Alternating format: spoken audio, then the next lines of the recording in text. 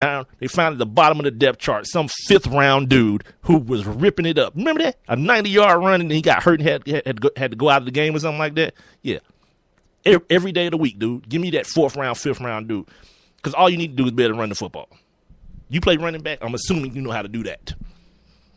I'm good. Well, I already told you RG3 going to end up in Oakland at some point, too, because he's just thinking the place up. That dude's an idiot, man.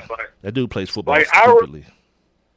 I remember you told me one day, and this is the Sports Geeks podcast on Spreaker.com. I remember you told me, as RG3 was making his transition from the collegiate ranks to the pros, you told me that RG3 was the upgraded version of Mike Vick. I did.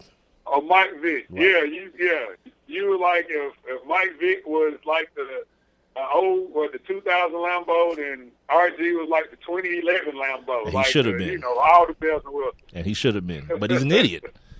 Like he's an idiot. Like he's a dude that plays quarterback under the mindset that he has something to prove to somebody. Like stop taking hits, dummy. Like I don't even understand it. You weigh $185 soaking wet. Why are you taking on linebackers? Like why are you not throwing the football away? Why aren't you sliding? That's idiotic.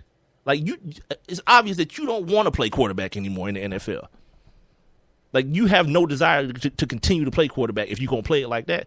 Like dudes like Russell Wilson never gets hurt. He led the league. He led all quarterbacks in rushing last year. He never gets hit. He's either gonna slide or he's gonna get out of bounds. This dude that said when he sees the sideline, he don't slow up. He speeds up to get out of bounds. Yeah, that's a dude who wants to continue to play for years upon years upon years. Not like the idiot in Washington. Like that's so like we talked about this the other day, me privately or on the phone about Derrick Rose and this whole not realizing your potential, and it's not Derrick Rose's fault. Now I'm not saying that, right. But like I always want to see. I love greatness, and as a kid I realized that. Coming up watching basketball, like I thought I was a Bulls fan, but then I realized Michael Jordan retired, and I wasn't really. I was a Jordan fan. I was a Pippen fan. But like when those dudes left, I could care less about the Bulls. I like KG, but I wasn't a Minnesota Timberwolves fan. I like KG and I like Stephon Marbury, and I like the bunch of guys. I like Kobe, but I'm not a Lakers fan. So I realized I like greatness. I like to see greatness, and I always like we talked about it, last hour. If you're a basketball player, I just want to see you play basketball. So if Kobe would have went to jail behind that rape stuff, like I would have felt the same way I feel about any dude who didn't realize. Just imagine all the things that we would have missed had that gone down, dude. Just imagine. Absolutely. Everything that dude accomplished post that we would have missed. He passed Michael Jordan, won a couple more championships. Like all the greatness that was in him.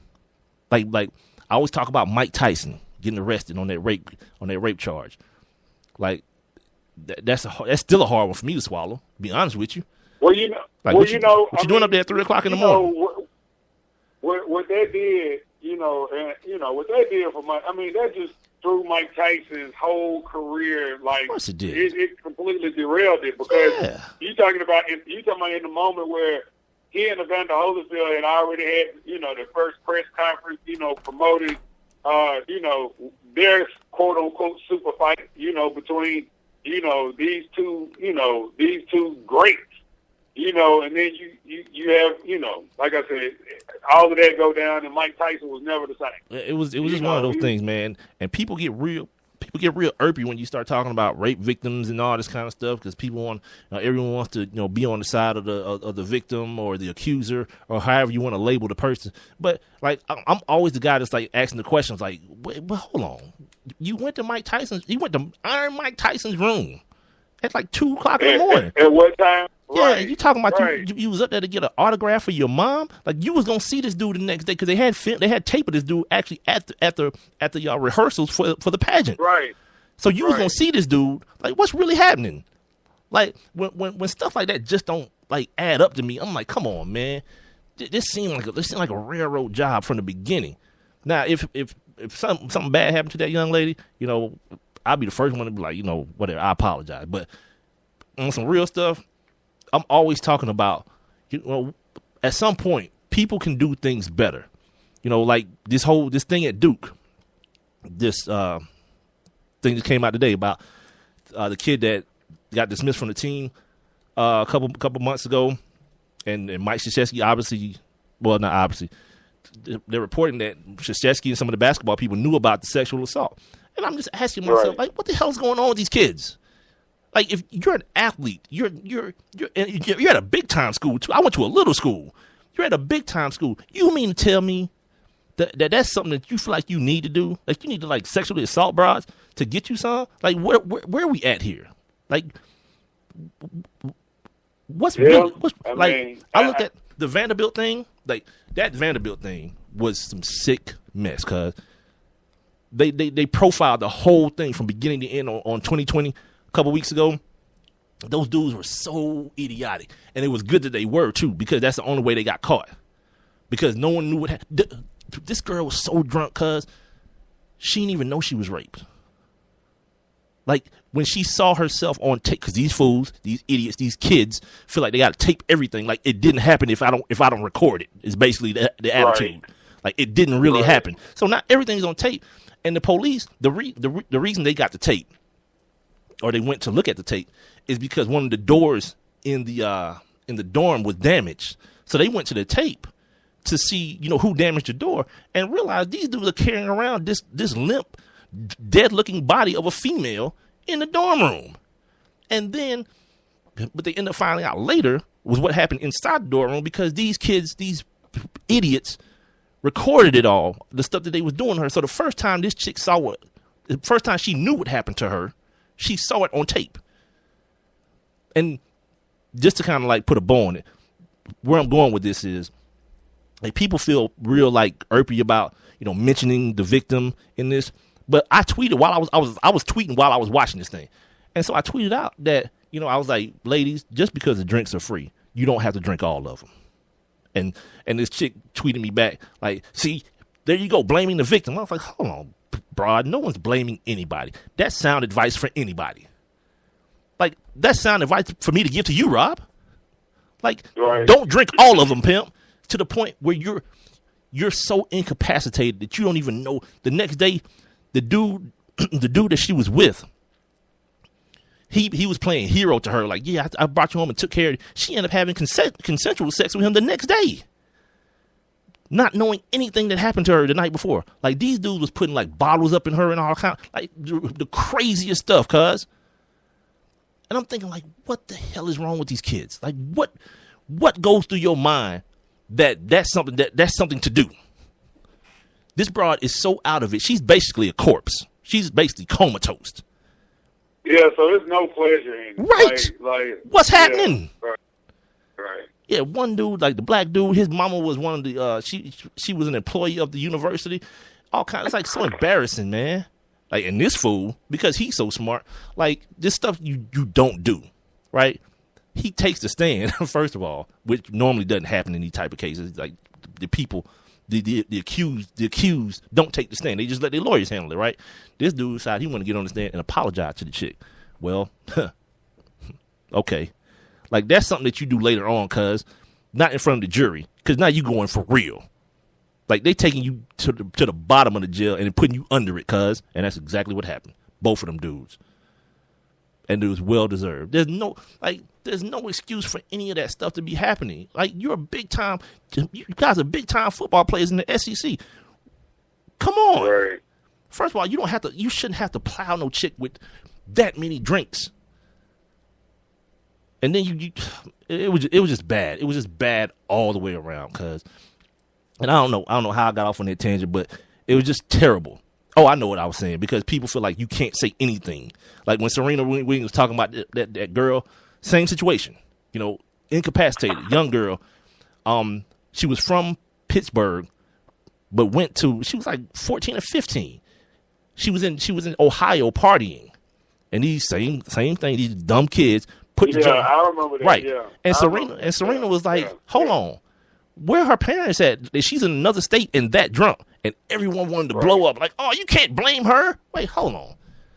Now, there's enough responsibility to pass around. Let's keep it 100%. Like certain times you find yourself in bad positions that you put yourself in. Now, I'm not saying anybody deserves that to happen to them at all. No one does. But the real deal is, how are you doing? Like, what's going through your mind when you're plowing yourself with that much alcohol? That much alcohol. Turn up. Turn up. You definitely turned down. I turned up, shouted. Golly. Like I'm saying to you, Rob, this chick did not know she was raped. Like, she was defending this dude until the police found the tapes. She was like, "Nah, he didn't do anything to me." What? Yeah, wow. It's ridiculous. Yeah, this is Sports Kings Podcast on Spreaker.com. On Twitter, we're at Sports Kings Live. On Instagram, we're at Sports Kings Live as well. On the email, we're at sportskingsatl@gmail.com.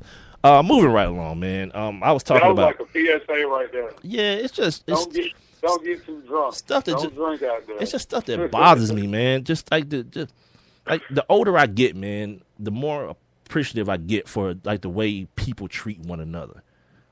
And when that's the move, you know what I mean? When you feel like that's the move, I'm gonna get this chick as drunk as possible to where I have to carry, like me and my boys have to carry her around. And then we're going to do this ungodly stuff to her. Come on, man.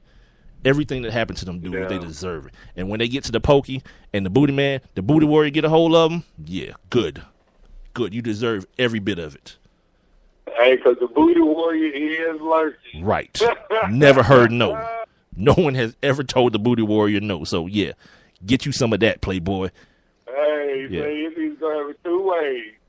It's either going to happen the easy way, right, or the hard way. Yeah, I still don't. Nobody like, ever took the hard way. I still don't understand that. No, they took the hard way, but they didn't take the hard way. No, he said no one has ever given him a problem, dude. He said, "I like you." Right, right. I know what he's saying. Yeah, that's crazy. At some point, I got to at least act like, hold on, let's talk about this, my man. What's the hard way? Because I may want to take that route. You know, can we work something out to where you not violating me anally? Can we work that out? Hey, the hard way is rape, dog. Right. It is the hard way. I right. promise you. Yeah, I'm good, cuz. We got about 18 minutes left in this hour podcast. Oh, We've totally God. derailed everything. Free agency and the franchise tag. The Miami Dolphins have placed the transition tag on Charles Clay, which means that, you know, he can get offers from other teams, but they have the right to match them. The New England Patriots, this is one that's crazy. Darrelle Reeves has it in his contract, my man, that you can't franchise him. That dude want to be a free agent every year. Right. He gonna get money every year, cuz.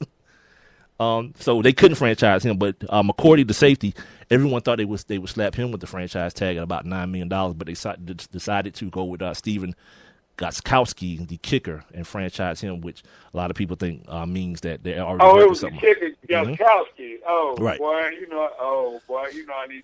Boy. What? I need to slow down. When I Start saw the Gronk? that line when they came across the kicker, and I was like, Gronk got a franchise. Nah, Gronk got his money. Gronk got his money when Aaron Hernandez got his money. They got money at the same time. Right. No, when I saw it, I mean, because it just, it's thrown across the screen kind of fast. That's all. Pierre Paul got the franchise tag. Justin Houston, the NFL's leading sack man last year, almost breaking Michael Strahan's tainted record. He got the franchise tag out in Kansas City as well. So where are we at now? Jeremy Maclin's going to be out on the market.